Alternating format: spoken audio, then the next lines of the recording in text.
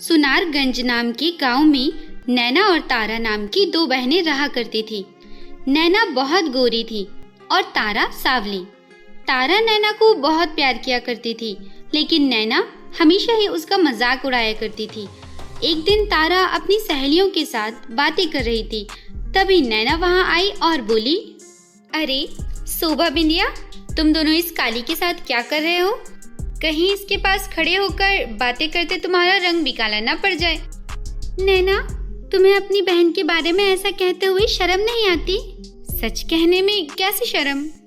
तारा गुस्सा होकर वहां से अपने घर आ गई।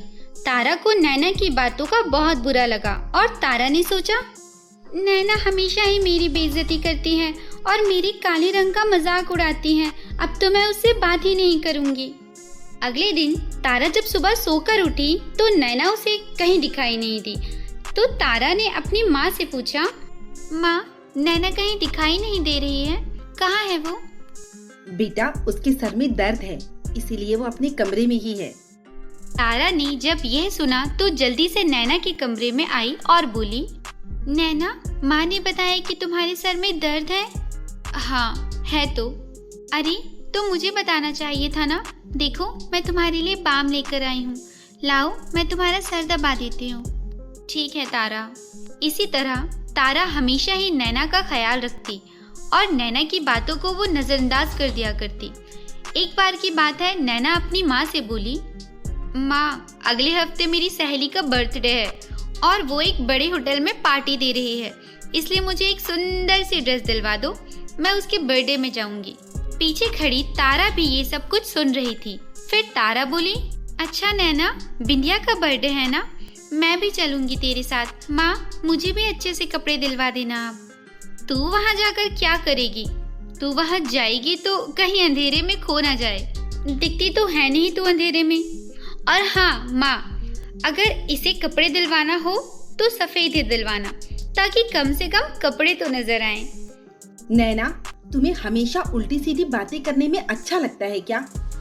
तुम्हारी बहन है वो, उससे तमीज से बात किया करो। नैना, तुम्हारी बहन के बाल तो बहुत सुंदर हैं और कितने लंबे हैं। काश मेरे भी ऐसे बाल होते। हाँ, बाल तो सुंदर हैं। फिर बिंदिया केक काटती है और सभी लोग उसे विश करते हैं और गिफ्ट देते हैं। उसके बाद सभी लोग खाना खाने लगते हैं। थोड़ी देर बाद अचानक होटल के किचन में आग लग जाती है और वो आग धीरे धीरे सारे होटल में फैलने लगती है।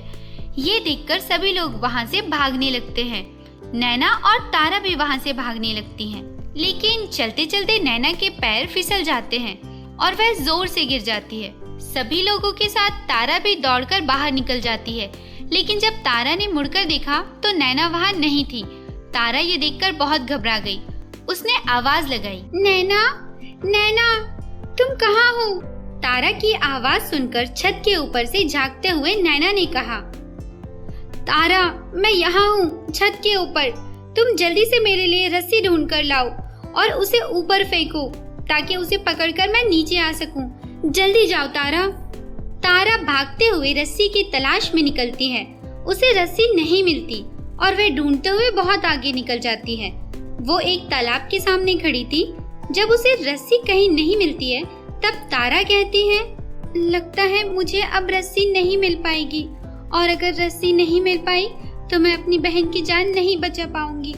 अगर उसकी जान नहीं बचा पाऊंगी तो मैं जीकर क्या करूंगी? मैं खाली हाथ वापस नहीं जा सकती। मैं इसी तालाब में कूदकर अपनी जान दे दूंगी। और यह कहकर तारा ने तालाब में छलांग लगा दी। थोड़ी देर बाद तालाब से जलपरी निकली और वह तारा को लेकर बाहर आ गई।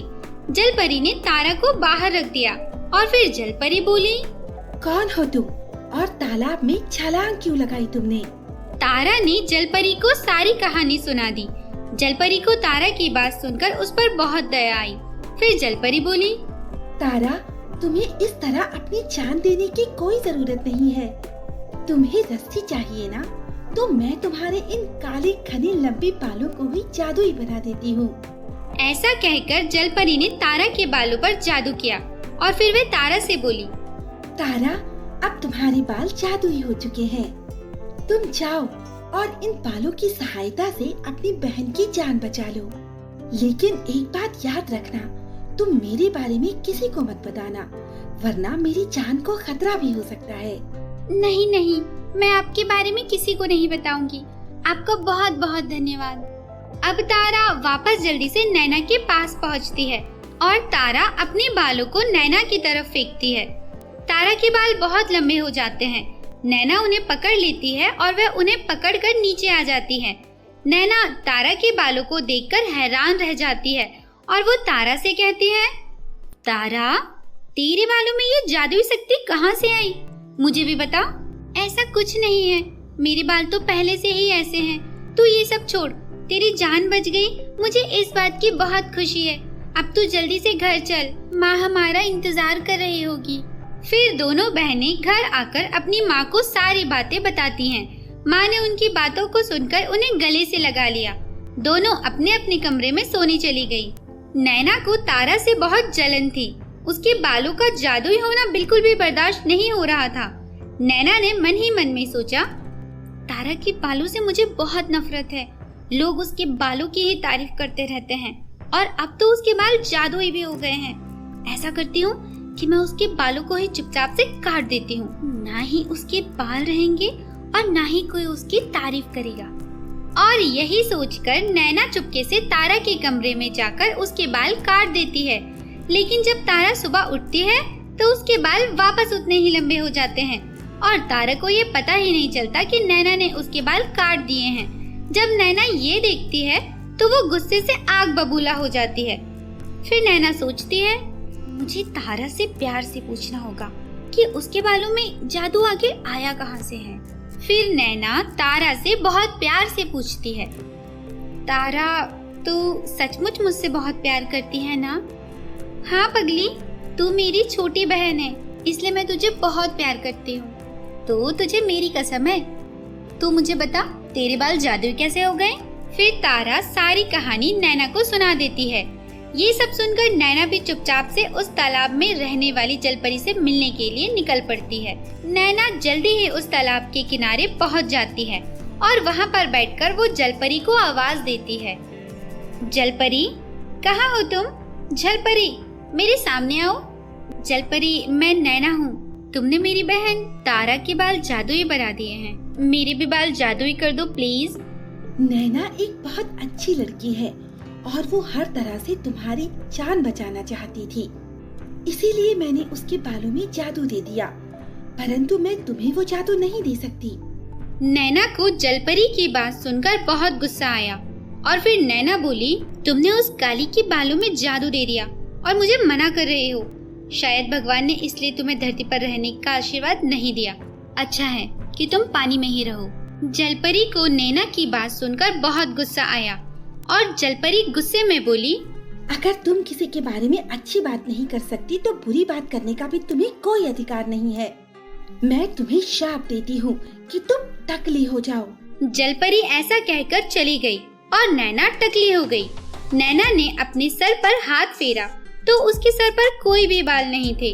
अब नैना रोती हुई अपने घर आई। नैना को रोता हुआ देखकर तारा बोली, नैना, ये तुम्हारे बालों को क्या हो गया और तुम क्यों रो रही हो? नैना ने तारा को सारी कहानी सुना दी। सब कुछ सुनकर तारा बोली, नैना, तुम्हें जलपरी को ऐसा नहीं कहना चाहिए था। वो सब तो ठीक है तारा, लेकिन अब मैं क्या करूं? मैं इस हालत में कहीं भी बाहर नहीं जा सकती। सभी लोग मेरा मजाक उड़ाएंगे। तुम्हारे सुंदर बालों को देखकर मुझे ताना मारेंगे। नैना, तू चिंता क्यों करती है? लोगों के सामने तू अकेली नहीं रहेगी, तेरे साथ मैं भी रहूंगी। तू परेशान मत हो, तू अकेली टकली नहीं है, मैं भी टकली होऊंगी अब। तू रुक, मैं अभी आती हूँ।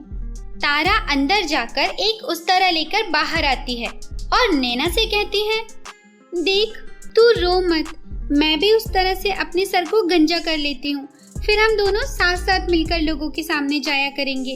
अब तो खुश है ना? ऐसा कहकर तारा जैसे ही अपने बालों में उस तरह लगाती है, वैसे ही नैना के सर में भी बाल आ जाते हैं। ये देखकर नैना बहुत खुश होती है और तारा से कहती है, तारा, मैं बहुत खुश हूँ कि मेरे सर में बाल वापस आ गए, लेकिन ये सब तेरी वजह से हुआ है। तू सच में बहुत अच्छी है। तारा, मैं तुझे कितना बुरा भला कहती हूँ, लेकिन फिर भी तू मेरे लिए अपने बालों को त्याग करने के लिए तैयार हो गई। मुझे माफ कर दे तारा, आज के बाद मैं कभी भी तुझसे बुरा व्यवहार नहीं करूँगी। नैना, मैं तो तुझसे हमेशा से ही बहुत प्यार करती हूँ और तुझे माफ़ी मांगने की कोई ज़रूरत नहीं है। तू मेरी छोटी बहन है। मैं तुझसे इतना प्यार करती हूँ कि तेरे बिना माफ़ी मांगे भी मैं तुझे माफ़ कर दूँ। ऐसा कहकर तारा नैना को गले लगा लेती है और ये सब कुछ माँ पीछे खड़ी हुई देख रही थी। नैना और तारा में इतना प्यार देखकर माँ की आंखें भर जाती हैं और खुशियों से झलक पड़ती हैं।